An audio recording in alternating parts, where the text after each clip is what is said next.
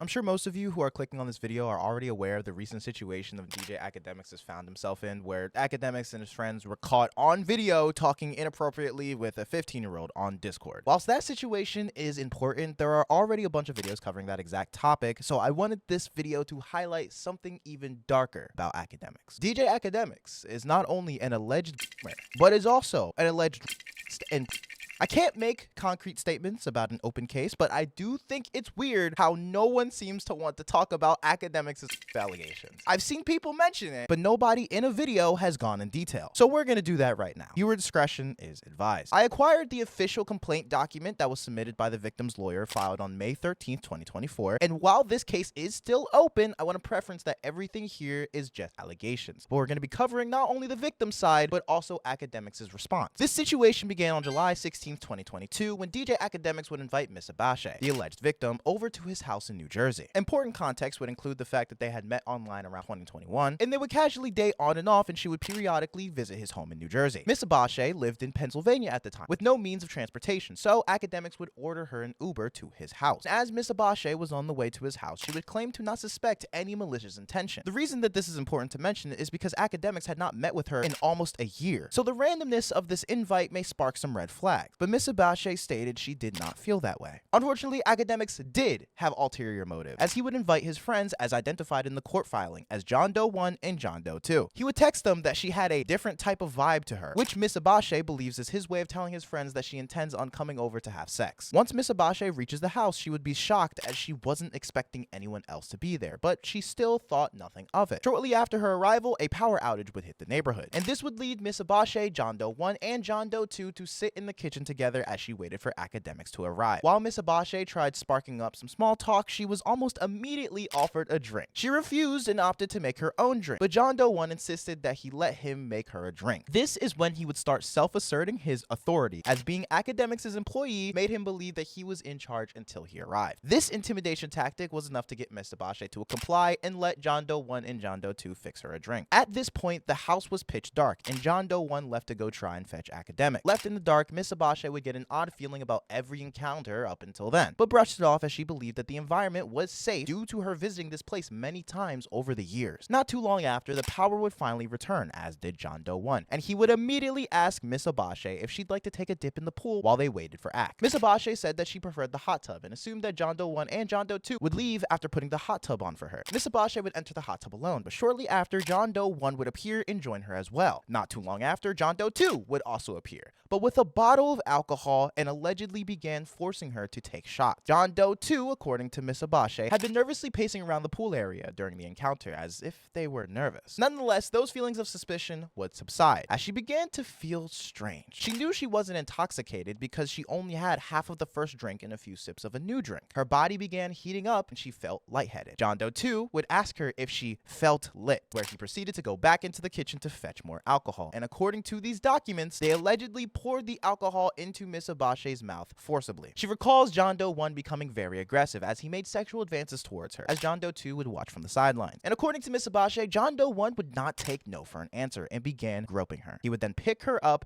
and toss her into the pool. Miss Abashe would end up completely disoriented and struggle to even get out of the pool. As she was crawling out of the pool, John Doe 1 would attack. And I want to preference this document goes into great detail that I won't go too much into, but enough to where you will understand the severity of what's happening. John Doe 1 would begin penetrating her, as Miss Abashe was not in the position to consent. Not only did she not verbally consent, but the alcohol in her system impaired her mind enough to make any sexual acts that were being performed impossible to consent to. Miss Abashe has memories of attempting to fight him, but she was extremely weak. Remember, they had came out with alcohol, began pressuring her, threw her into the pool, and have done so much up to this point to weaken her stamina. And as John Doe 1 allegedly assaulted her, John Doe 2 was watching from the sidelines as he was getting undressed behind a bush. Miss Abashe would later learn that she laid lifeless on the concrete as John Doe 1 was dragging her body up and down the concrete. John Doe 2 would proceed from the bushes and join in on the assault. And all of this was captured on surveillance footage, as Akademiks has gone on record to claim many times that he has more cameras in his house than the casinos. Here's the thing, I got cameras everywhere in my crib, which has been reviewed by the police. According to Miss Abashe, lying on the concrete was the last memory that she had of the attack. But the important takeaway is that she did not recall entering the house. Why that's important to note is because the next thing that she remembers is waking up at 4 a.m. naked in a bed which she believed to be Akademiks' bed due to the fact that he was on top of her, allegedly assaulting her in her sleep. According to Miss Abache, Akademiks was relentless and tried many different ways of penetration during the attack. Upon learning later, she discovered that Akademiks was not using protection, as evidenced by an alleged discovery of sperm on a kit, which was performed on her just a few hours after the attack. That is huge if found out to be true. The document continues to go into grave detail about the helplessness that she felt in the situation and the constant begging and pleading that she had towards Akademiks to stop. She would eventually give up fighting in hopes that he would finish up quickly. During the attack, he would demand certain things of her, such as opening her mouth so that he can inside. This was her last memory of the attack. She would later wake up the following morning dazed and confused and immediately looked for Akademiks. She'd find him in the basement looking at his computer. Miss Abache sat on the floor next to him as he asked if she knew that his friends ran a train on her. He would ask over and over again if she recalled these events happening, which is where she would repeatedly answer no. She was in disbelief in this moment, which then led Akademiks asking her to follow him into another room. He would then pick up a small trash can which held vomit and 2 Magnum condom wrappers and ask, "You don't remember this?" The brutal reality that was beginning to set over her was that John Doe 1 and John Doe 2 must have attacked her in the pool and had taken her to another room to continue the assault. Akademiks would then ask her to discard of the vomit. Talk about insensitivity, man. He would then continue showing her further evidence of the attack by showing her the surveillance footage. As Miss Abache watched the video, she claimed her body appeared lifeless, which did not sit right with her. Akademiks would continue to reassure her as he noticed her demeanor change. He would then swiftly let her know that his mother was on the way and ordered her a lift back to Philadelphia. Akademiks would then allegedly ask where her clothes were. She responded that she had it and noticed a guilty look on his face. Miss Abache would later learn that Akademiks allegedly disposed of several items, such as bed sheets at the dumpster near his office, which may have indicated to her that Akademiks was attempting to destroy evidence. Whilst in the lift, Miss Abache would call Akademiks again, asking for more answers. She pleaded with him and apologized profusely for what occurred in desperation to learn about what led to the attacks on her. "Well, you said that it was the both of them, but you only showed me one. Can you send me proof of this?" Akademiks would then send a screenshot of Miss Abache laid out on the concrete with both of the suspects on top of her. This document does include the actual photo of the evidence, and for obvious reasons, I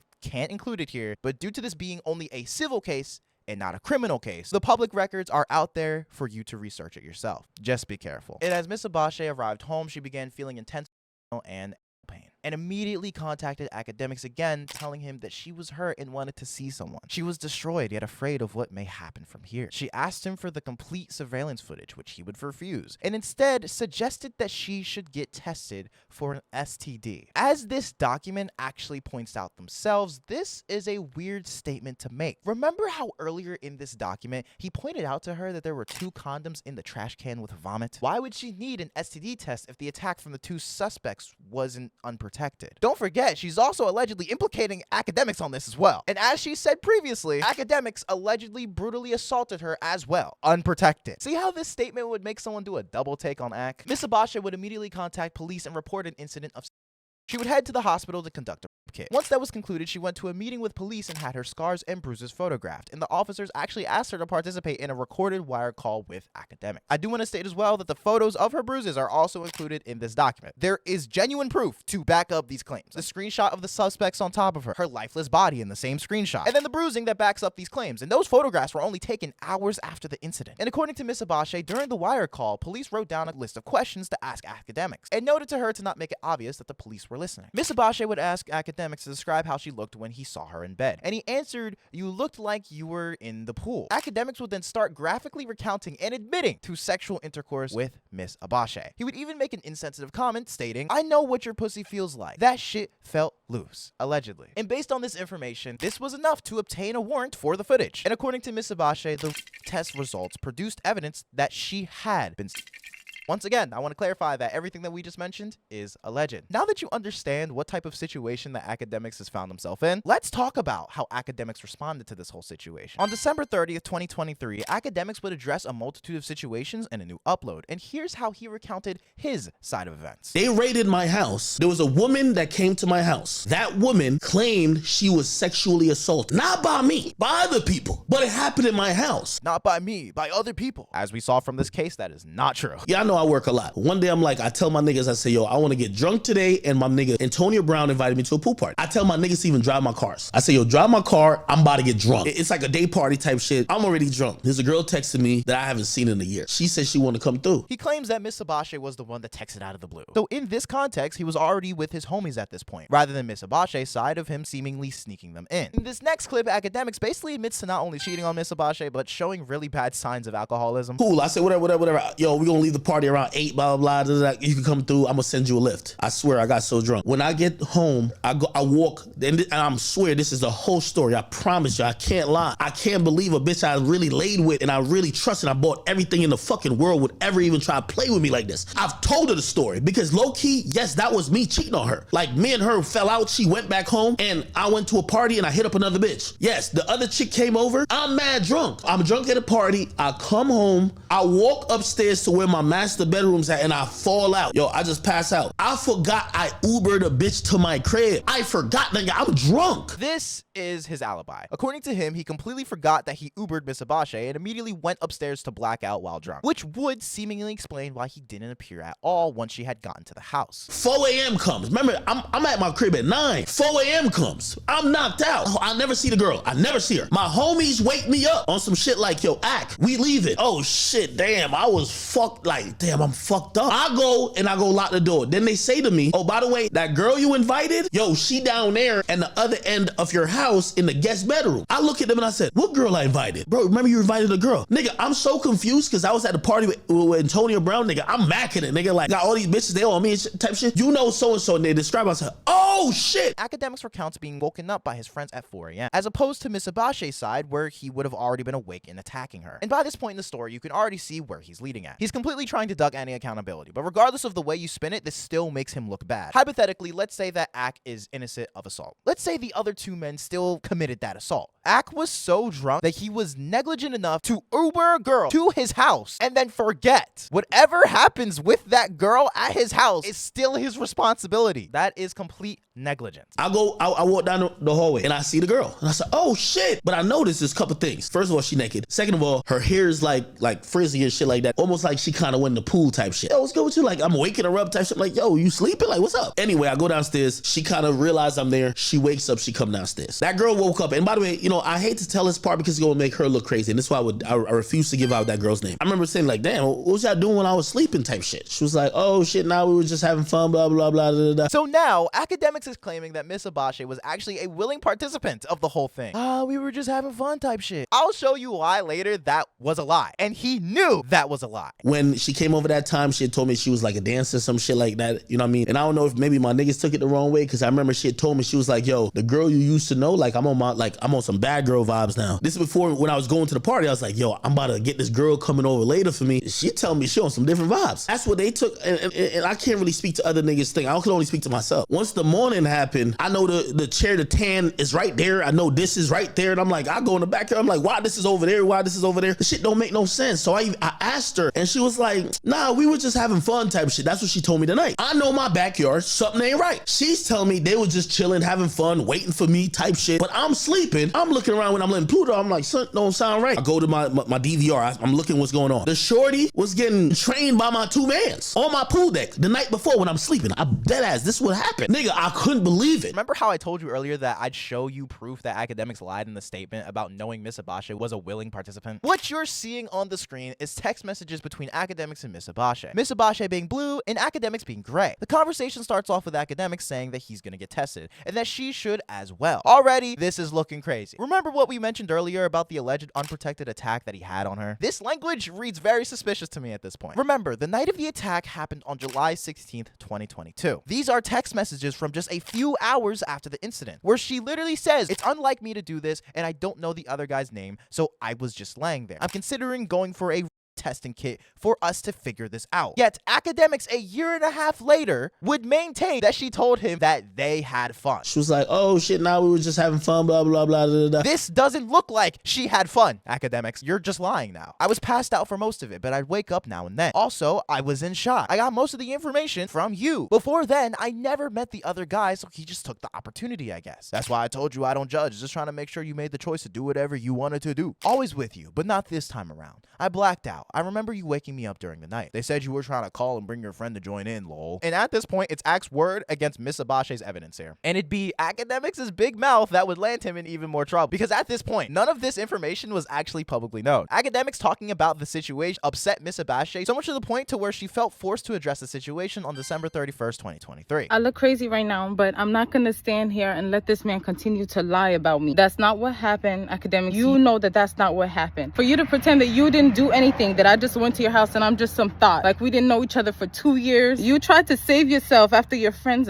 assaulted me. Whether or not you got drunk or not, I know that when you woke up, you were on top of me too. Me too. A kit was done. This what you wanted, you're about to get it. I've been quiet for way too long. Akademiks would do a stream the same day that Miss Abache went public and would show a continuation from the screenshots we saw in the complaint, which only furthered Miss Abache's claims with everything we know. Right after Ak tells her his friends are saying she was calling someone, she said she had never called anyone, and recounts the story that we talked about in the beginning of the video, where his employee was saying a bunch of creepy shit about how things go through him first. Ak would then say he's getting 2 different stories, while she's telling him she wants to see the full tape. Ak refuses, as we mentioned earlier in the complaint, and she tells him that she needs these tapes in order to prove that she was assaulted. This conversation was taking place before she went to the hospital. Ak continues to refuse, as we stated earlier, when she desperately is trying to get this footage, and he claims he doesn't want to be a middleman and opts to stay out of it, which I personally find to be disgusting because you're literally withholding evidence of this girl's alleged assault. That's why your shit got raided. They raided my house because there was a woman that came to my house. That woman claimed she was sexually assaulted. Not by me, by other people. She apologizes for the situation as stated in the complaint and ends the conversation by saying, I think I should talk to someone about this. The continuation of these conversations was provided by Akademiks himself within his live stream. But once you cross-reference everything, you realize that at no point in this entire situation has Miss Abache changed her statement. Not from the time she got sober, not to the time that she filed the complaint, or any time after that. Akademiks is the only one that's been twisting the evidence. And if you'd like to watch his full uncut response, I'll put a link for it in the description. And on May 15, 2024, the civil lawsuit would finally go public and blogs would start reporting on it. But this case never seemed to break into the mainstream. But as soon as it got out there, Akademiks would go on to claim that the police didn't care. The police wants nothing to do with this. They're saying there is no crime. The cops have said,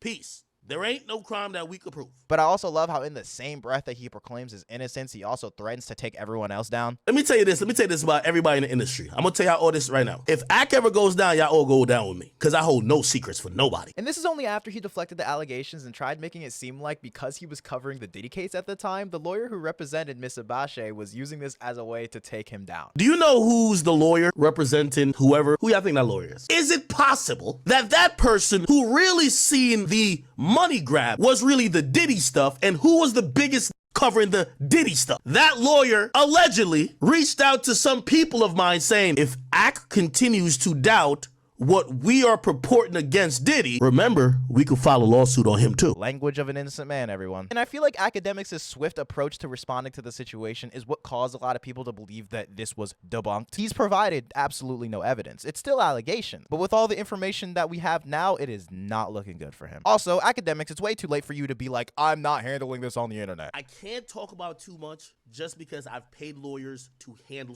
court. And these people who are coming at me are hoping that I f that up by handling it on social media. When we've already cross-examined your story with her story. And all I'm gonna say is we're only going off your word right now, especially when you say, police said deuces. In this video, we've poked holes in your story, caught you in a few lies, and even if you're found innocent of these allegations, I believe one could totally make the argument that you were completely neglectful of this woman and her alleged assault. In this lawsuit, she has provided photo evidence of her injuries. There are text messages that directly contradict what you're saying, yet fuels what she's saying, and your recklessness on social media caught you in a damn lawsuit. After researching this video, I completely understand why nobody has made a comprehensive video. The evidence is completely scattered across the internet. But once again, I want to preference that these are all allegations. It is an ongoing, active, open case that could go anywhere at this point. But at this point, what else is there for me to say? The information's out there, and I'll let you form your own opinion. Bye-bye, academics. The academic strikes again. Goodbye, my friend. It's like the last scene from Mice and Men. Let's slow it down for my revenge. You about to die.